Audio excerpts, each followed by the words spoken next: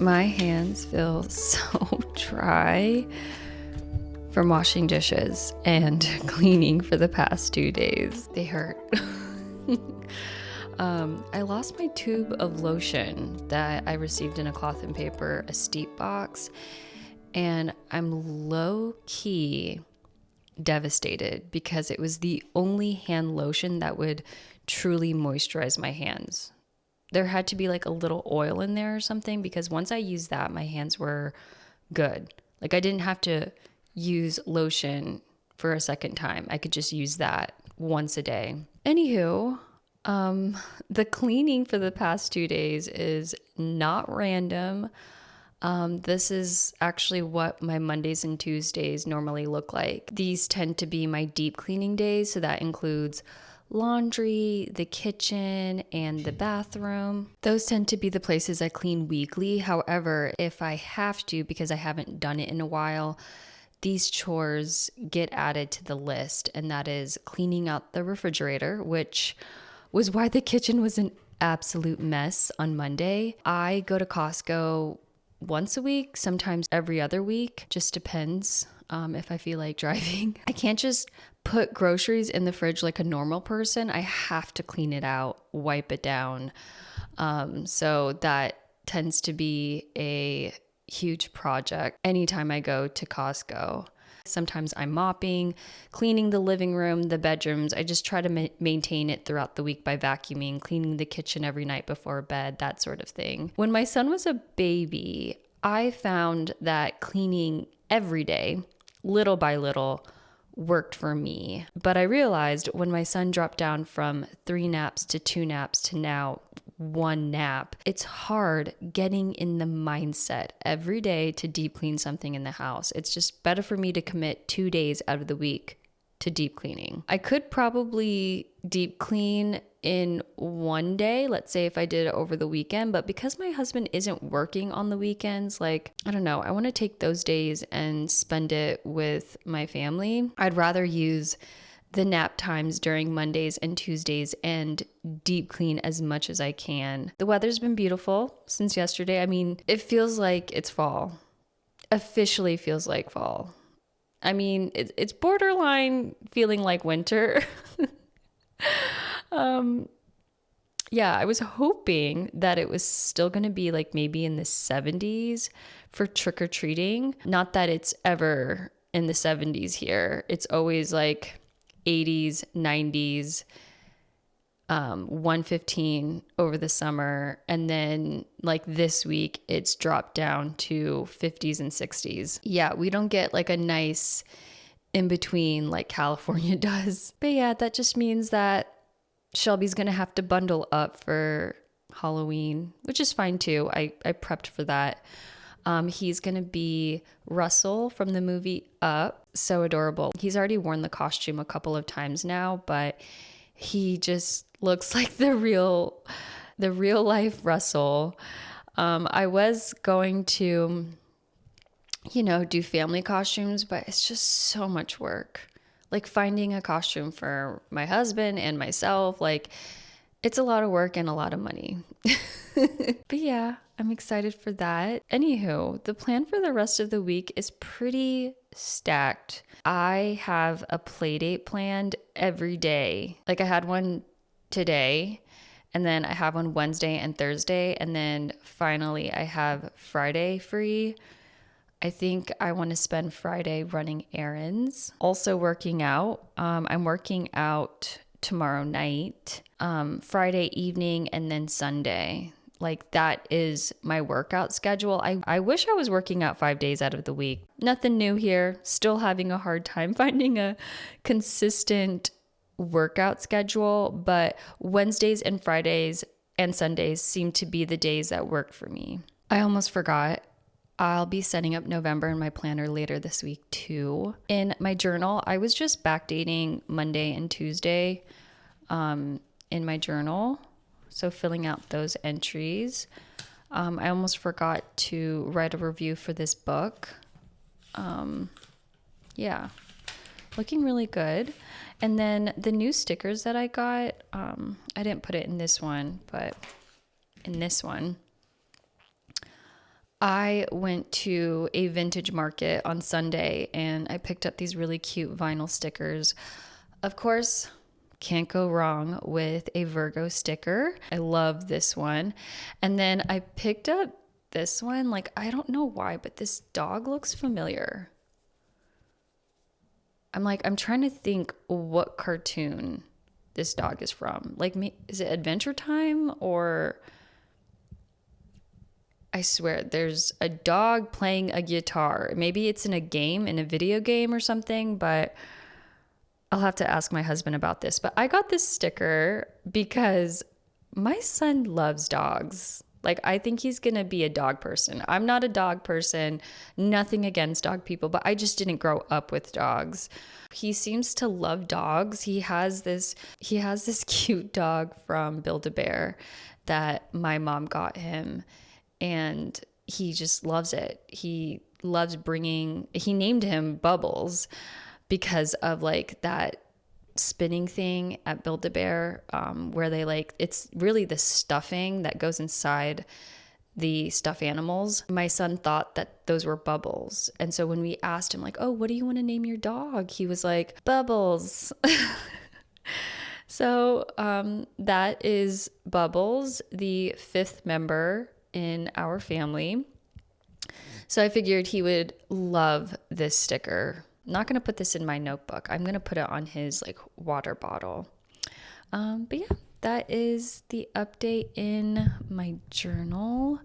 I'm going to be going on vacation soon, so I am excited about that. Low key, a little nervous because this is going to be the longest I've been away from my son.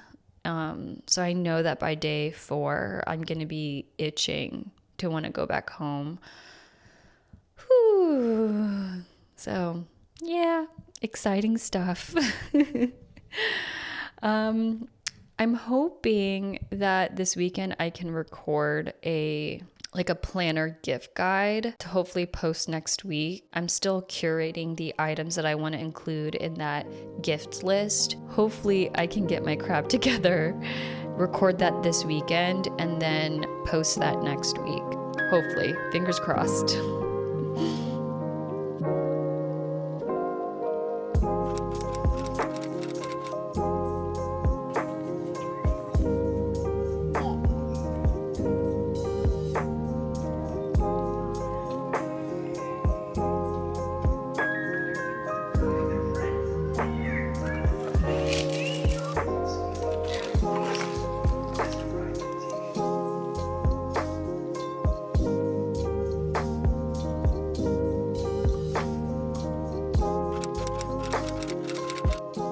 November 1st, the beginning of a month that doesn't demand attention, but rather welcomes a reflective pause. As we turn the page on the calendar, we're reminded of the unique magic this time holds, a magic that isn't loud or bold, but softly present. Today is the perfect day to set up November in my A56 ring planner, but honestly, I'm exhausted. We kicked Halloween off with a fun music and movement class with friends, and then headed straight to the park to keep the playdate going. Shelby had a great morning until we got home. I had everything lined up perfectly. I put him down for his usual nap around 1:30 to 2, but he didn't sleep. And I mean, he did not nap. For a kid who religiously naps 2 to 3 hours every day, this was, I would say, a big surprise, but he did this earlier in the month when we were going to a Halloween event. It's like he knows that we're doing something really, really fun that day. Like, this day is special, extra special, so I'm not going to nap because I don't want to miss out.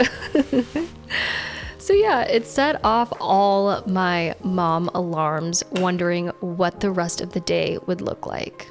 And if there's one thing that I have learned since my 20s, there is no point in stressing out about it, because sure enough, as the day wore on, it was totally fine. It was such a fun experience watching my son catch on so quickly.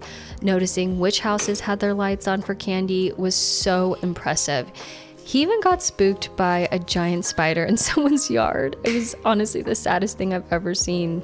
Like, there was fear, like true, genuine fear in that kid's eyes. But he bravely kept going from house to house. The fact that he just was taking his time and taking everything in and absorbing everything that was happening around him and just noticing the Halloween decorations, it's just moments like these remind me just how resilient and curious he is, even in the face of a Halloween scare. It was a magical night. But let me tell you, this past week has left me utterly drained. I'm basically a zombie at this point, but it's okay. I know a solid night's sleep will do the trick. So for now, let's set up November. I love fall. It's one of my favorite seasons, and I love fall in November.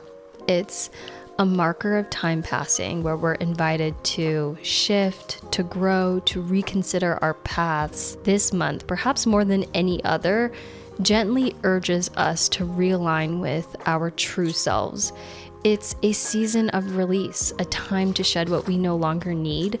We can let go of the goals that no longer serve us, the habits that hold us back, and the doubts that limit us. Around this time of the year, I do feel closer to family, whether they're the ones we were born with or the ones we've chosen. As the month progresses, the days grow shorter, the nights longer, and we naturally begin to seek warmth in the company of others. It's a time for gathering, for reconnecting, for sharing stories and laughter around tables filled with food and love.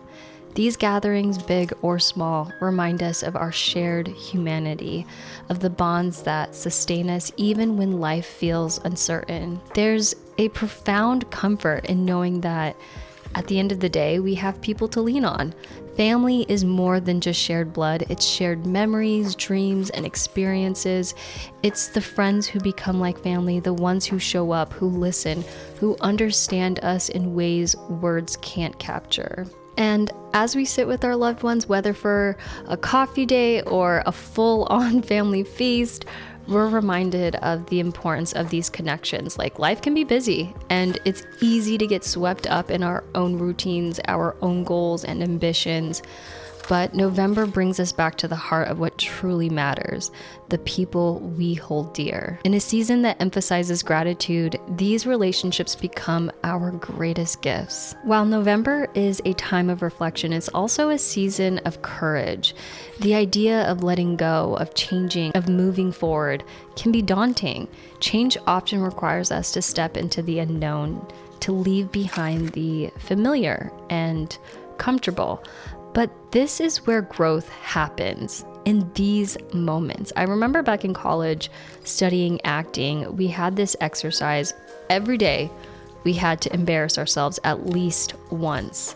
The idea was to push us out of our heads, to break down those walls of self-consciousness so we could start acting with our hearts instead of our fears. It taught us that vulnerability wasn't something to shy away from. It was the key to connecting, being real, and bringing our whole selves into every moment. As the year begins to wind down, we may find ourselves looking back, assessing what we've accomplished, and perhaps feeling the weight of goals left unfulfilled.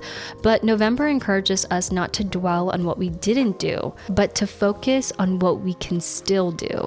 It's a time to approach change not with fear, but with a quiet determination, a belief that we are capable of evolving, of becoming better, more authentic versions of ourselves. It's okay if the path isn't clear or if we're still figuring things out. The beauty of this season is that it doesn't demand perfection.